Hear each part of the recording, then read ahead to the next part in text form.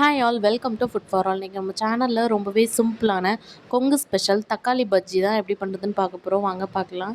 First அதுக்கு ஒரு குக்கரில் ஒரு 20 போல் சின்ன வெங்காயம், ஒரு 10 பல் பூண்டு சேர்த்துக்கலாம். இது கூடவே ஒரு 4 பழுத்த தக்காளியை நல்லா ரஃப்பாக சாப் பண்ணி சேர்த்துக்கலாம். இது கூடவே ஒரு 3 பச்சை மிளகா, 1/4 ஸ்பூன் மஞ்சத்தூள், 2 ஸ்பூன் போல் வரமிளகாத்தூள் சேர்த்துக்கலாம். நம்ம தக்காளி வெங்காயம்லாம் சேர்க்குறதுனால லைட்டாக ஸ்வீட்டாக இருக்க மாதிரி இருக்கும். அதனால் காரம் கொஞ்சம் அதிகமாக சேர்த்துக்கோங்க. இது கூடவே தேவையான அளவு உப்பு சேர்த்துட்டு ஒரு 1/4 டம்ளர் போல் மட்டும் தண்ணி ஊற்றிட்டு குக்கரை மூடி போட்டு ஒரு 4 to 5 விசில் விட்டு எடுத்துக்கலாம்.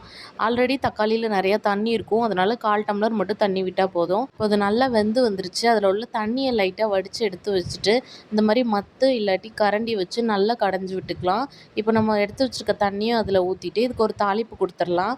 கொஞ்சமாக எண்ணெய் விட்டுட்டு எண்ணெய் லைட்டாக சூடானதும் 1 ஸ்பூன் போல் கடுகு, ஒரு 3 காஞ்ச மிளகா, ஒரு கொத்து கருவேப்பிலை சேர்த்து தாளித்து அதில் கொட்டிடலாம். சூப்பரான கொங்கு ஸ்பெஷல் தக்காளி பஜ்ஜி ரெடி.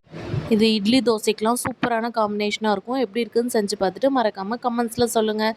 நம்ம சேனலை மறக்காமல் சப்ஸ்கிரைப் பண்ணிக்கோங்க. உங்களை இன்னொரு வீடியோவில் பார்க்குறேன். அது வரைக்கும் பாய்.